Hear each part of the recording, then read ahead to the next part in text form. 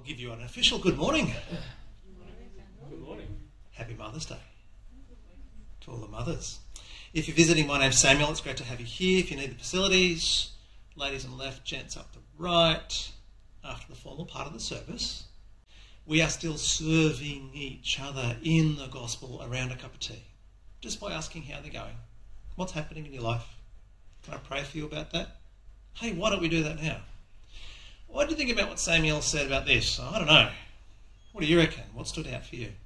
We are still serving each other to grow each other in Christ, to be faithful to Jesus, to not give up as we share something as simple as a cup of tea. It's pretty cool that you can do so much over some hot water and herbs, hey? Pretty cool. But yes, a special welcome to our mums.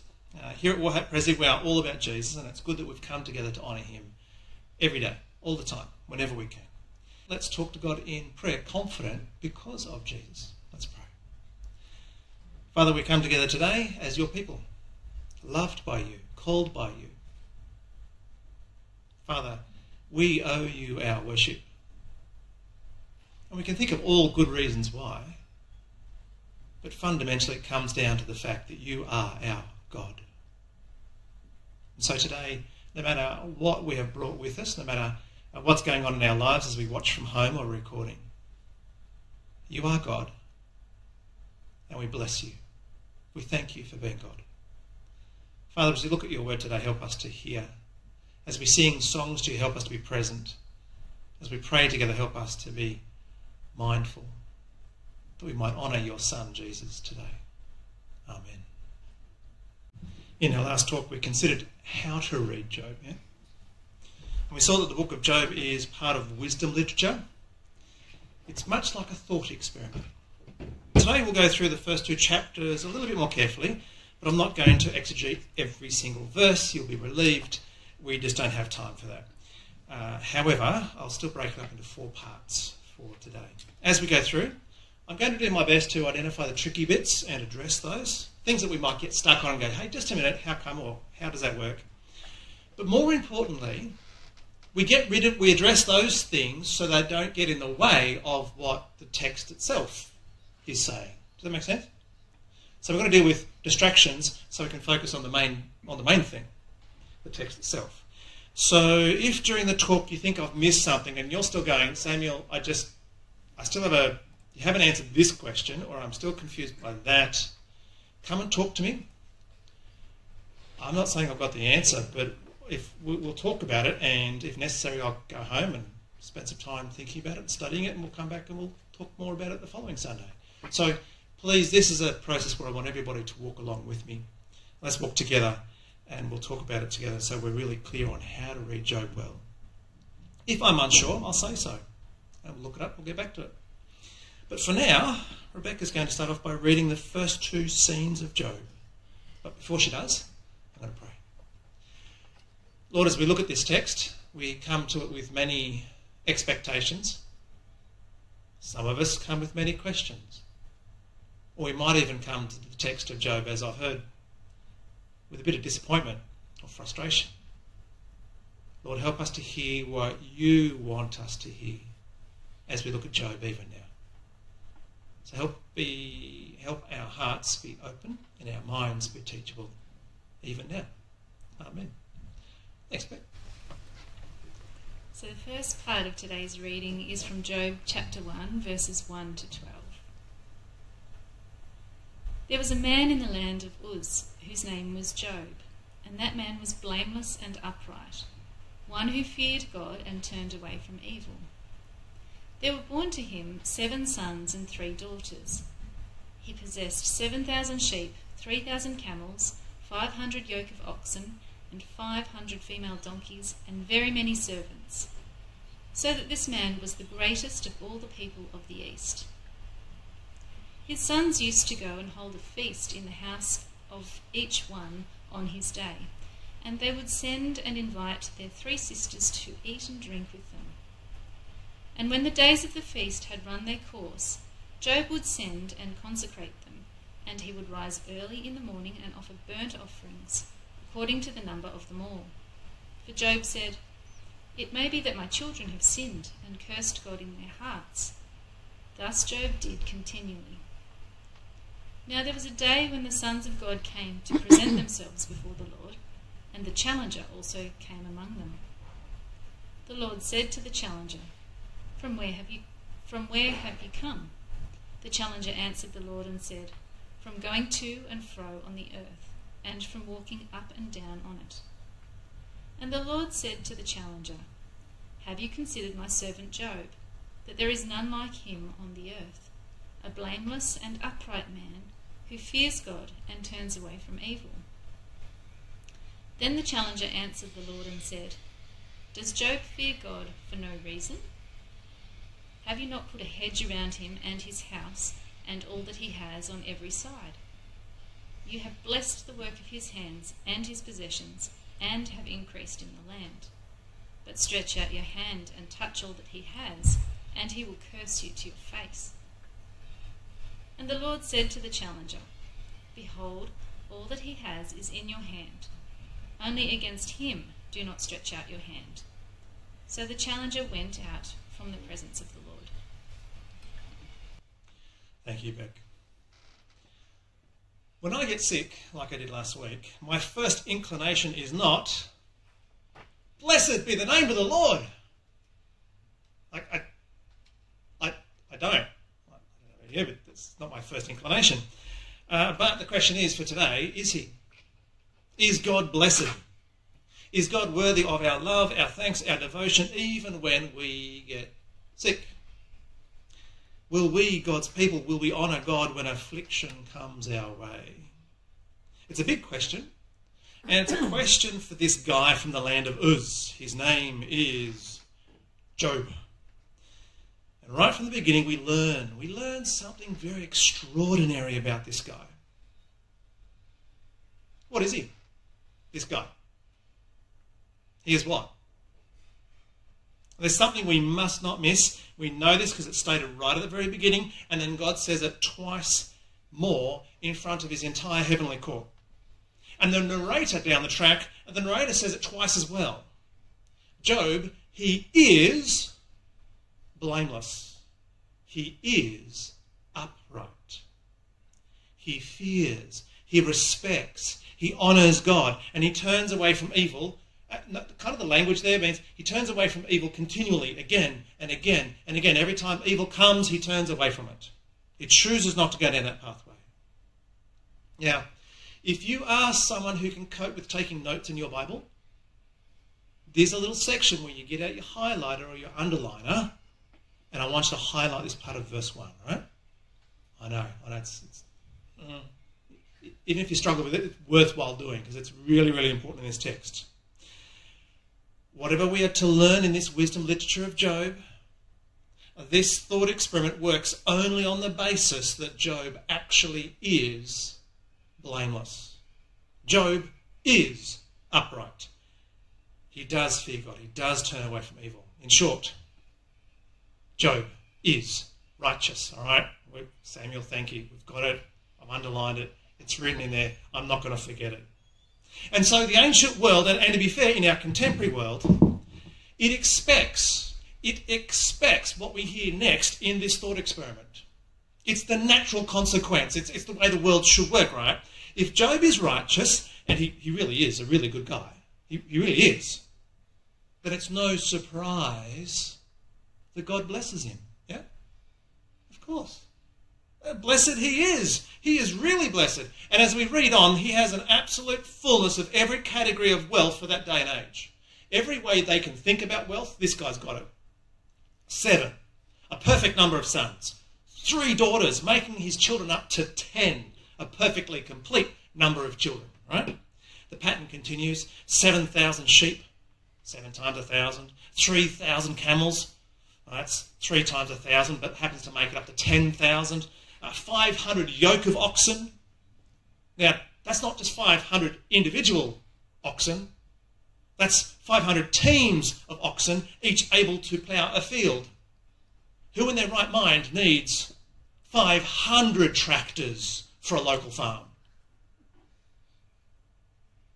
No, don't go down there. We don't. We don't. For a hobby farm to support yourself and your family, you just don't need that much, right?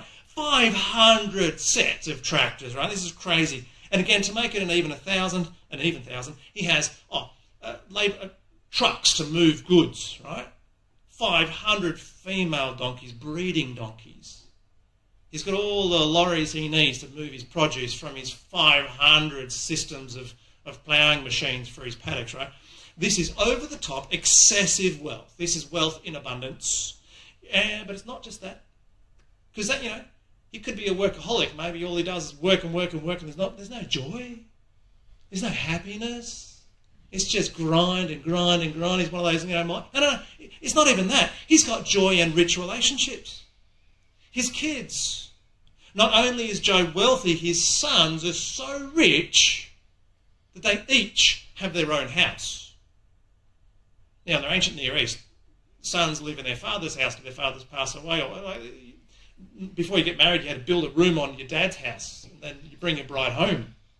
No, they had their own homes, each of them, every one of them, 7 different houses, right? This is a rarity in the ancient Near East, possibly a growing rarity in modern days too. Each son can afford to hold feast every birthday. So righteous Job, he is blessed, he is rich, his family is at peace and enjoying life to the full. This is good. This is mega good. This is ridiculous good, right? Over the top. But this is the way we expect things to go.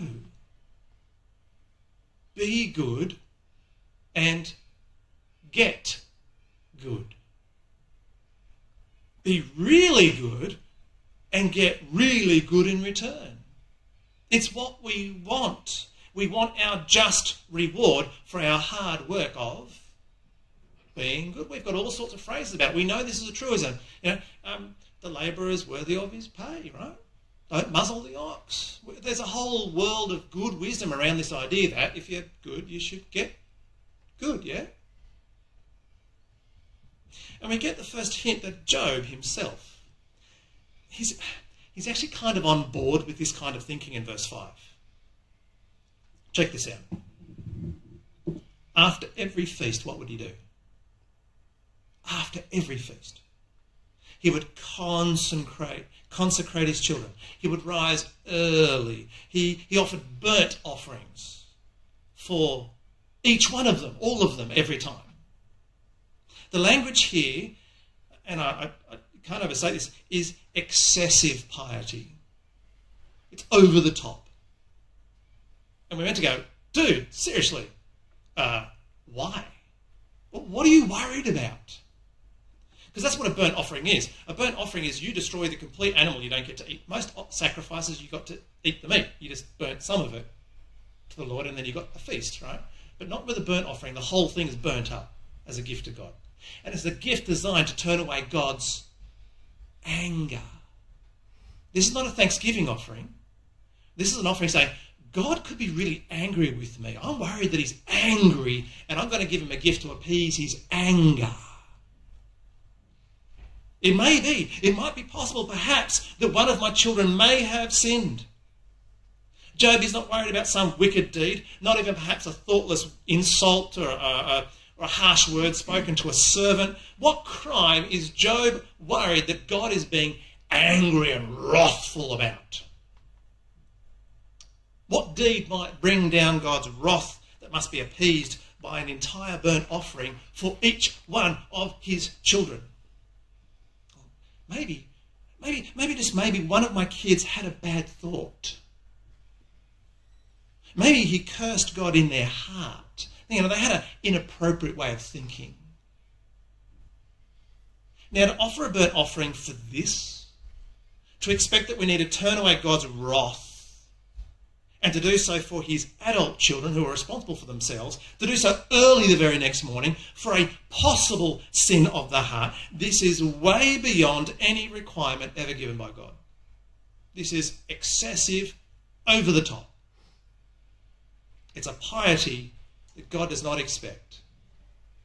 And in case we miss it, thus Job did how? Continually.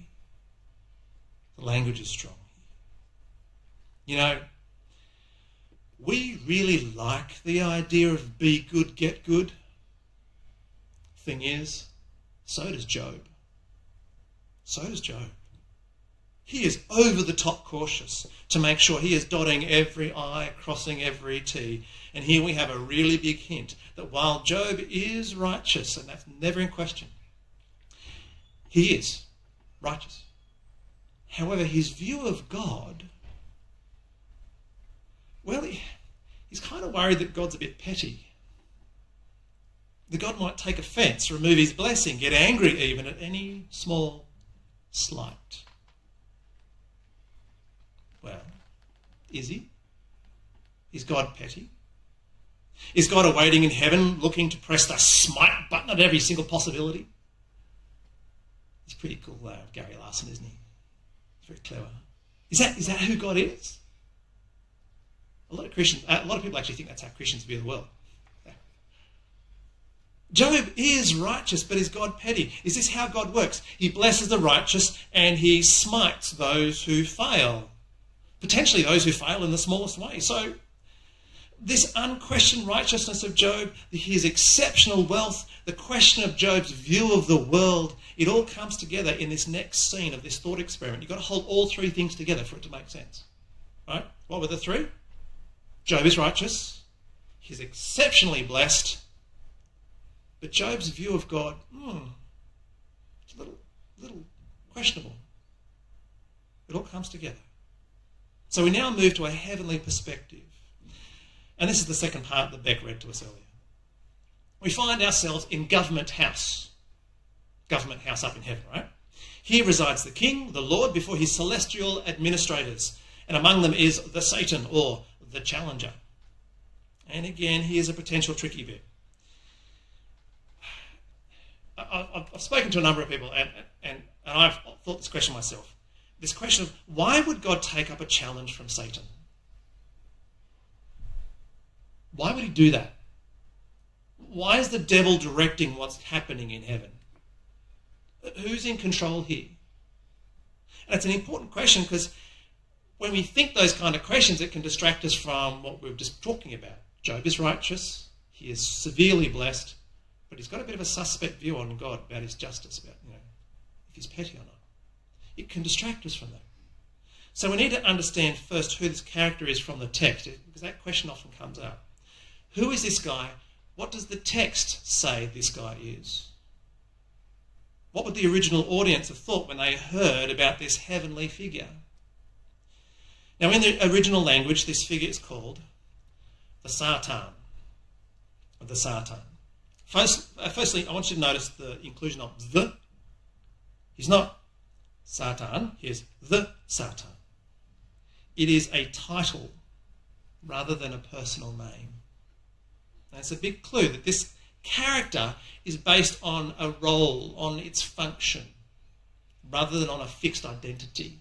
So, have you heard of, if you study literature, the protagonist? The protagonist. It's not the person's individual name, it's their role in a story. He is the Satan. It's got to do with his role. Secondly, this term Satan is used elsewhere in the Old Testament. So we look at the rest of the Old Testament, at what they already knew, and say, how did they view this word at that time? For instance, when David was hiding among the Philistines in 1 Samuel 29, chapter 29, verse 4, remember how the Philistines wanted to go up and fight against Israel? And David was hiding with King Achish. But the other Philistine kings, they said, David shall not go down with us to battle, lest in the battle he become a Satan to us, an adversary to us. He might challenge us in the heat of battle. Now, while David is referred to as a Satan, we know he's not who we know of Satan in the New Testament. David is not Satan.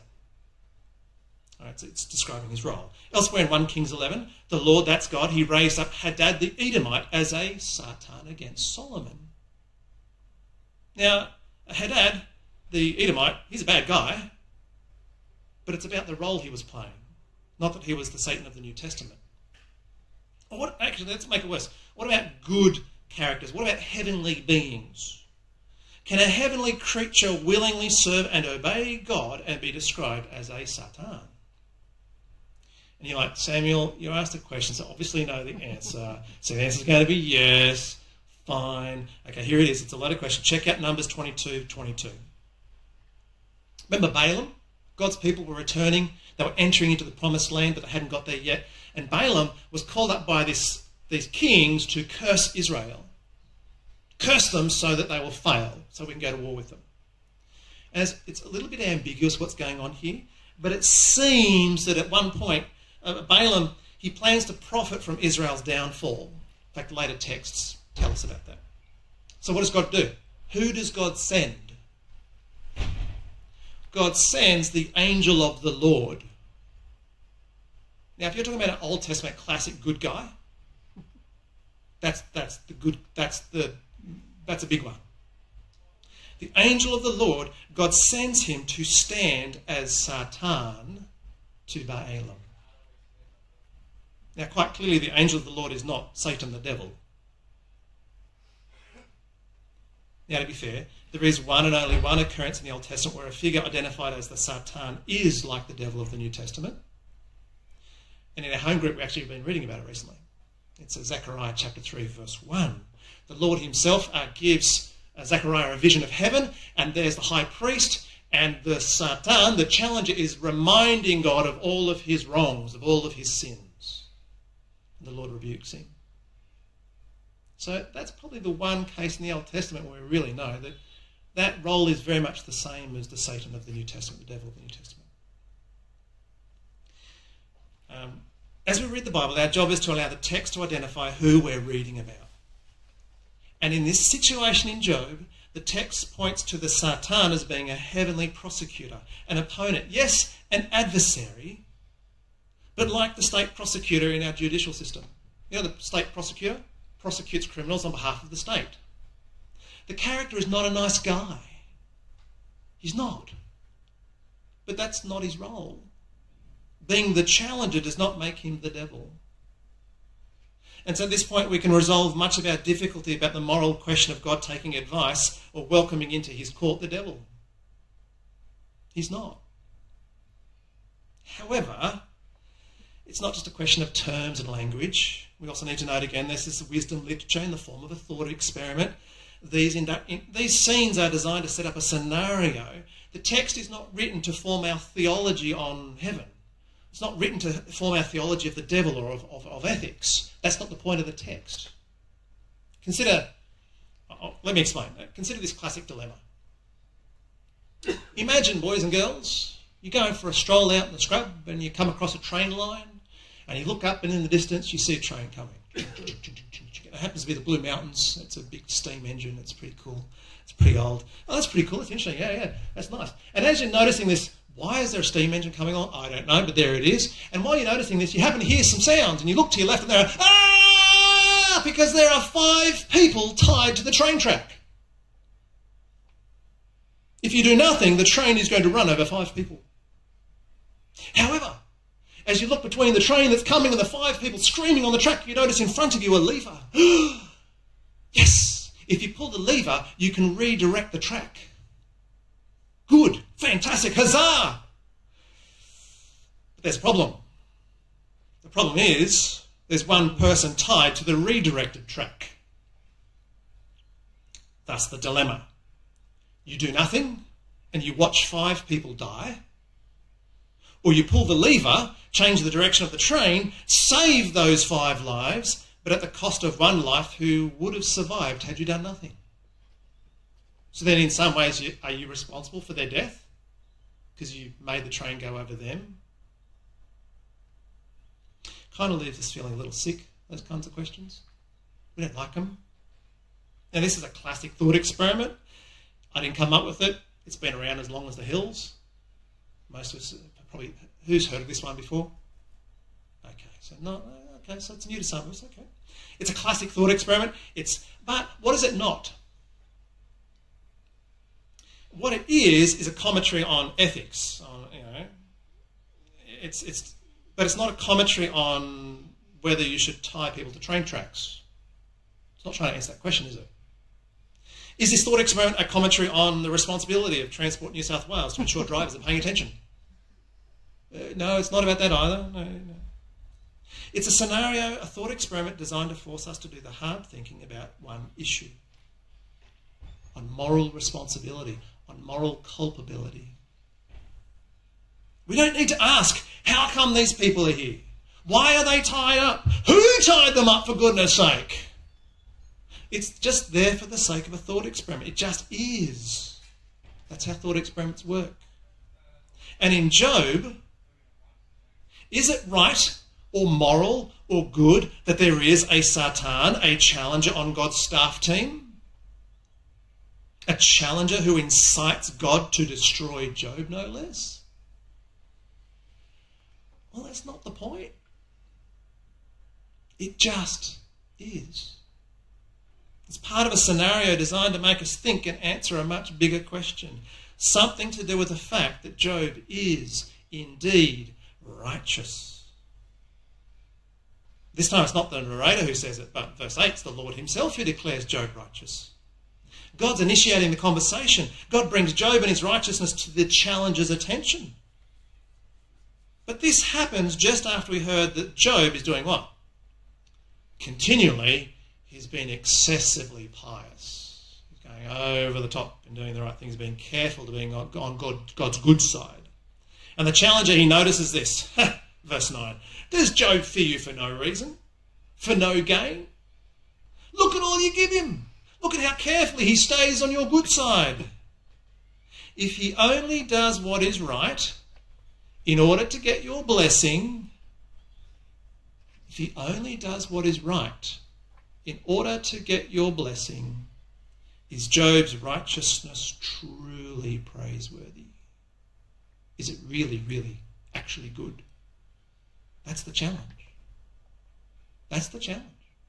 Job is being meticulous in his righteousness, but is it in order to keep the blessings flowing? Is that why he's doing it? This principle, the world calls it the justice principle. It's how the ancient people saw the world. This is how the nations thought the gods worked. It's how Israel thought that God, the Lord, worked. And to be fair, while we may not say it out loud, we can sure feel it, can't we? Even today. To put it crudely, if we do right by God, he should do right by me.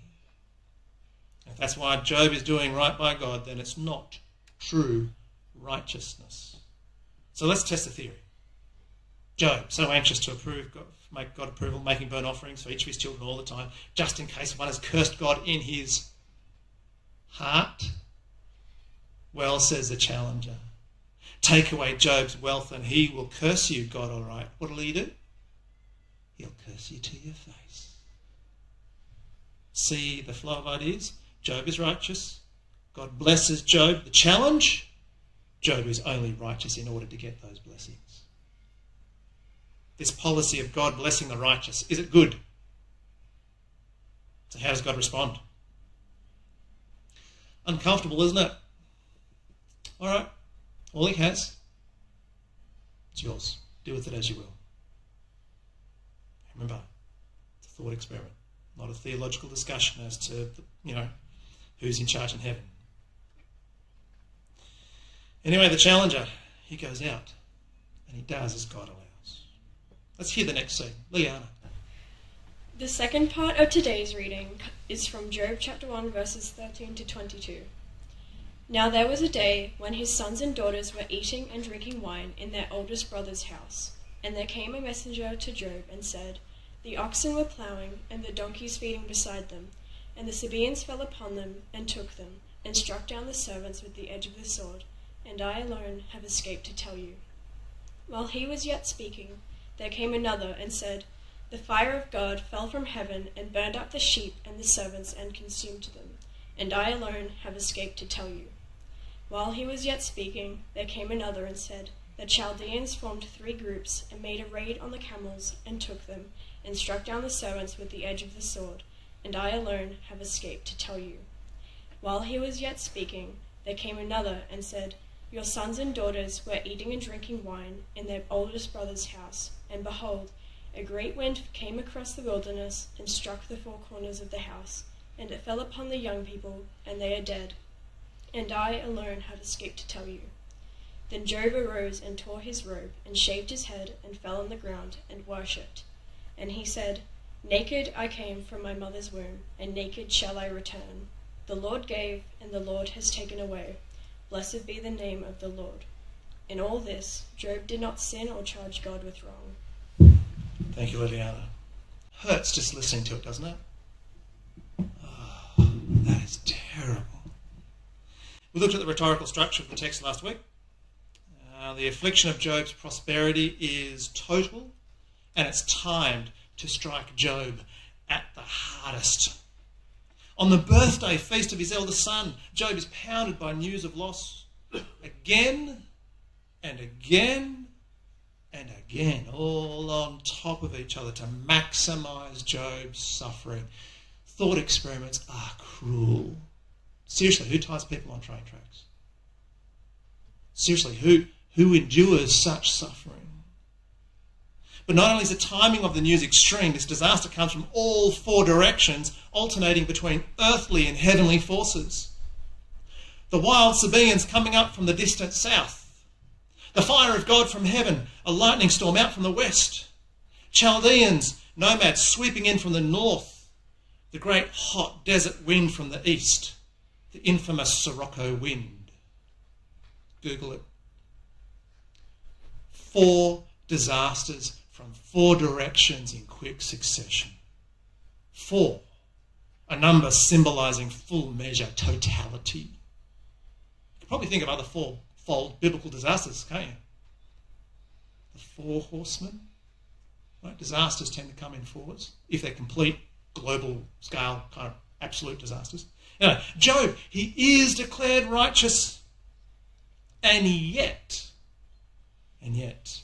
Job suffers absolute loss. That which he feared, that which he so fastidiously tried to avoid has come. Man, if I've invested that much worship and that much devotion and that much over the top kind of, I've done everything possible to assuage you of guilt, of anger, God. I've offered appeasing sacrifices through the roof. How does he respond? Naked I came, naked I shall return. The Lord gave, the Lord has taken away. Blessed be the name of the Lord. Now take careful note here. Job declares the truth here. The Lord gave Job his wealth. And this is the bit we don't like. And it is the Lord who has taken it away. Job is righteous, yet he is afflicted. Are we starting to get conflicted? God took everything away. And in all of this, what? In all of this, Job did not sin or charge God with wrong. The crushed Job, he stood the initial test of the challenger. God's policy of blessing the righteous has so far stood the test. At first glance, it seems that Job is indeed righteous, but not for God's blessing. That's not the only reason. And the challenger, he notices something. So we go back to Government House in heaven. But before we do that, I need a bit of a break. You need a bit of a break. Let's sing another song, hey? Should we do that? Stretch? Kind of. Before Jeff comes and read the next section for us, let's take a breather, sing our next song. The third part of today's reading is from Job, chapter 2, verses 1 to 10. Again there was a day when the sons of God came to present themselves before the Lord, and the challenger also came among them to present himself before the Lord. And the Lord said to the challenger, "From where have you come?" The challenger answered the Lord and said, "From going to and fro on the earth, and from walking up and down on it."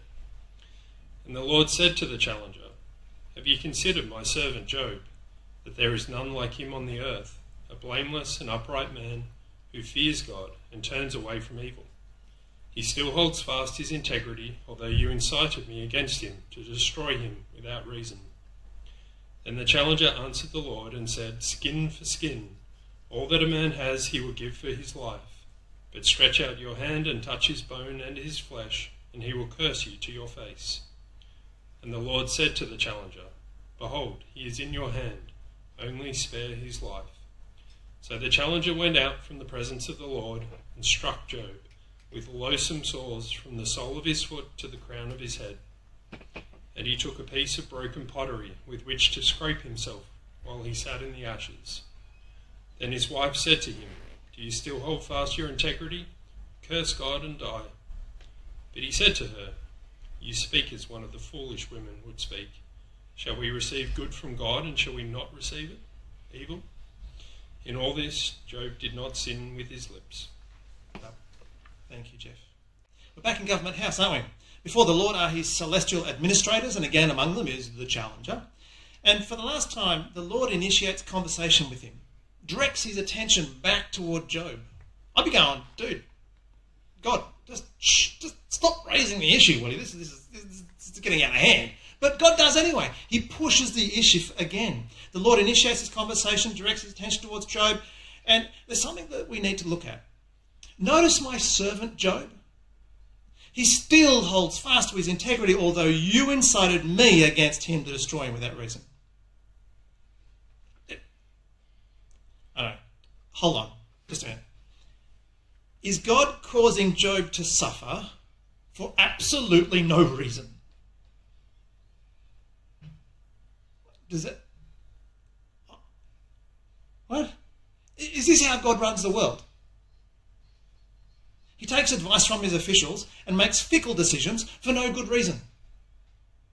Feels like it. Two things we need to know. Firstly, God takes full responsibility for Job's suffering. God admits to destroying, or more literally, to swallowing Job. I have swallowed him. Job is righteous, and yet God accepts full responsibility for Job's situation. This is where theologians say we get this. God is sovereign. He is absolutely in control, even over our suffering. Okay, then to our next concern. How do we make sense of God's statement that Job has been destroyed without a reason? Well, again, we look to the text for our answer, and the word itself and the context. So this word reason, it carries with it legal weight. It means without compensation, without cause, or undeservedly. In other words, Job's suffering is not due to his own failure. Job's suffering is not due to his own failure. Job has thus far demonstrated he is not being righteous and pious only to get God's blessing. Remember, that's the Satan's challenge.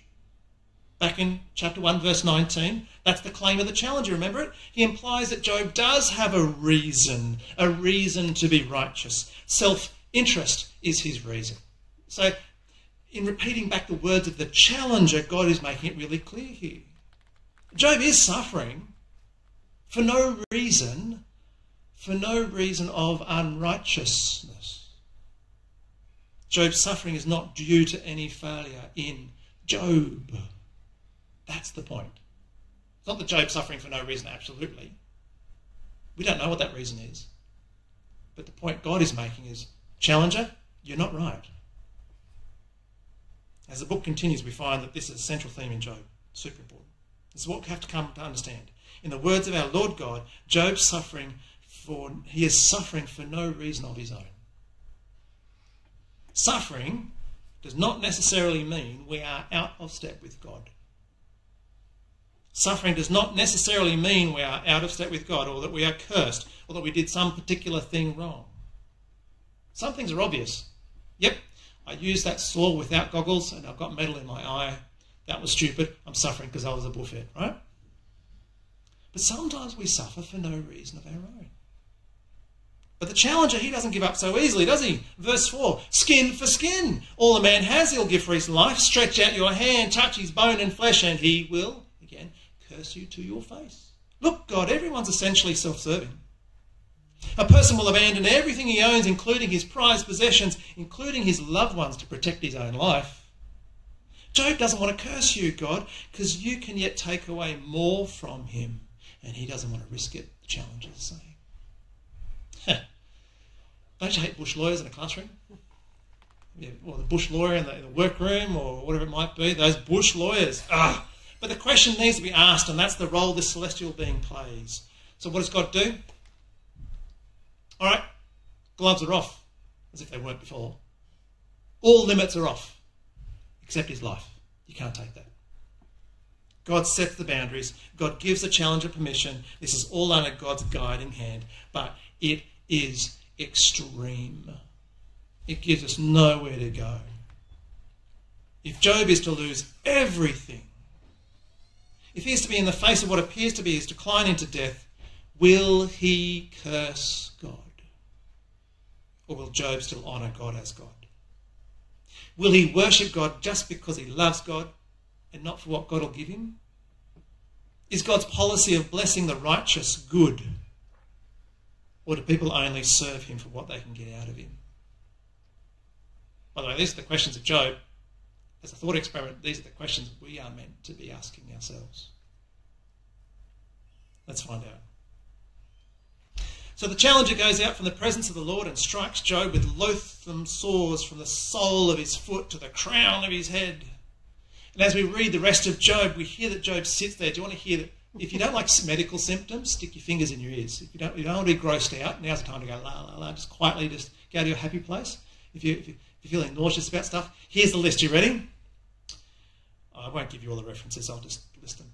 Painful itching, disfiguration, sleeplessness and delirium, sores infested with worms, pussy sores that scab over, crack and ooze, eyes red and swollen from weeping, bad breath, emaciation, I always get the word wrong, emaciation, fever and chills, excruciating pain throughout his body, darkening and shrivelling of the skin. Oh, and to top it off, diarrhea.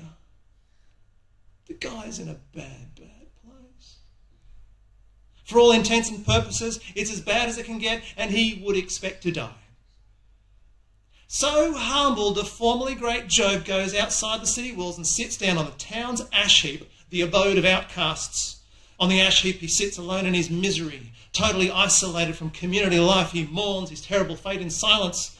And from time to time, what does he do? What's the only relief he can get?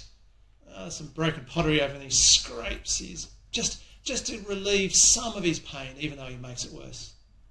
You know you're not meant to scratch, but you can't help it and do it anyway. It's the only relief he can get, even though he's making it worse, right? There he is, in his misery, scraping his wounds with broken pottery in the ash, right? He has hit the bottom. But literally, he's not there yet, because it could be worse, right? But wait, there's more. Right?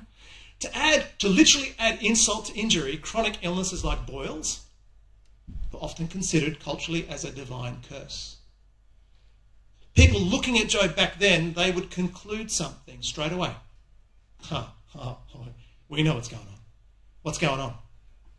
You are being punished for some moral or religious failure. And his wife, she's struggling with this because she knows how people are looking at Job, but she knows just how fastidious Job is. Verse 9. She's incredulous. She uses the same words that God used. Do you still hold on to your integrity? Do you still refuse to face the reality of what's going on? If this is how God rewards your integrity, it is not worth it. Just go ahead and curse God and die. Strike out at him. Curse God. At least get some revenge. And then give up your life. It's interesting, the wife now has taken on the role of the challenger. He says it to his face, encouraging Job to take matters into his own hands, to let go of his trust in God. Because even taking our own life is to compromise our trust in God. Job's lost everything. His life seems no longer worth holding on to. His misery is unbearable. Why hold on to your faithfulness to God? What reward is there? What's the answer? What reward is there for Job right now? Anything? Nothing. It is all been taken away. So is God's policy of blessing the righteous good? Has it corrupted Job? Does Job serve God for what God will give him? If Job is not willing to bless God after losing everything, then it's simply a matter of degree. Guys, sure, we might be willing to serve God as long as he answers my prayers or offers me hope or keeps me wealthy, healthy or socially connected. I'll honour him with my time as long as it's comfortable or socially satisfying or convenient. The hardcore amongst us might even be willing to put up with a little less from God. Maybe I'll put up with difficulty because I know that he'll save me in the end.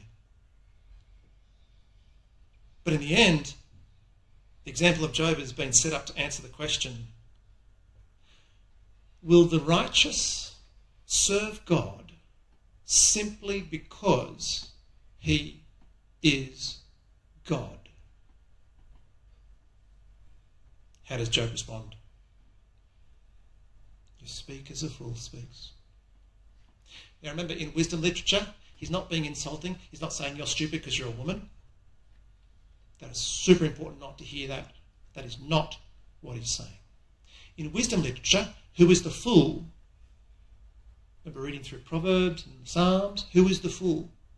In wisdom literature, the fool is someone who has completely renounced God's ways. So her words, according to Job, are utter folly. Rather than take matters into his own hands to end his own suffering, Job responds with a rhetorical question. Verse 10. Shall we receive good from God and not receive evil? To be faithful, to be full of faith, means holding on to trusting God regardless of whatever happens. And so in all this, Job did not sin with his lips. Again, wisdom literature, in this genre, our lips are known for expressing our deepest thoughts. So that's important. Before being tested, God declared Job righteous. After the test, God declares Job righteous, and thus far Job has indeed remained righteous. He holds his tongue as he sits there in ash and in misery. And some friends, well, they hear about it, don't they? Thanks, David. The final part of our reading today is from Job chapter 2, verses 1 to 13.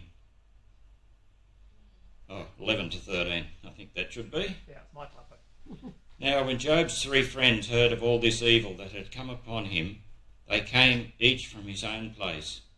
Eliphaz the Temanite, Bildad the Shuhite, and Zophar the Naamathite.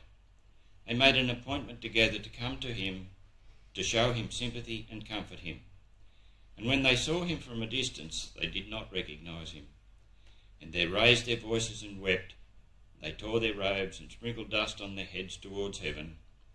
And they sat on the ground 7 days and 7 nights, and no one spoke a word to him, for they saw that his suffering was very great. Thank you, David. So eventually we're introduced to Job's 3 so-called friends, and this scene sets the stage for the huge section of dialogue that follows. And no, we're not going to read through the whole section. We're not even going to read it. It's too big, right? We'll take out little chunks as we go through, so don't stress about that. But what appears to be noble intentions, with what appears to be, they come to console and to comfort, to help Job bear his sorrow. Seeing him, they barely recognise him. They throw dust. It's actually the symbol of disease and death. They throw it into the air. And they do the wisest thing, don't they? Do you notice what they did? They sit and they keep their mouths shut. For what is there to say? The atmosphere is tense. Job's pain clearly unbearable. For 7 days and 7 nights they speak not a word to him. Then Job takes a deep breath. Let's pray. God, you are good. But Lord, sometimes life is evil, broken, difficult. But you are still God. Lord, help us to answer this question for ourselves. Are we willing to honour you as God simply because that's who you are? Lord, as we look at Job, Help us to wrestle with this question. And may, as we wrestle with it, become better prepared to face suffering, to encourage others in suffering, but most of all to honour you at all times. And so it's for Jesus' good name we pray. Amen. Thanks, guys. Hey, good reminder that we don't end with our story in Job. Hey, it is good news that God is so much more than just, the one who made us. Although that's a big statement when you say just the one who made us. It's big enough as it is. If you're joining us on Facebook live stream, watching recording, thanks for being with us. Feel free to like or share. If you have any questions, leave them in the comments. We will get back to you. Next week, after a week of silence, Job opens his mouth to agonise over what's happened to him. But before we get to it, we too have to wait that week of silent grief. Let's pray. Job, Father, you declared him righteous, and yet everything he had is taken away. Father, as we think about our lives and what we value, challenge our hearts. Help us to love you because you are our God. Father, as we continue to look at Job, work in us, give us the patience, it's hard work. Help us, Father. Help us to understand what you'd have us learn. But for now, help us to encourage each other, to listen, to pray. Help us to be the family, the church that you've called us to be. And so in his good name we go. Amen.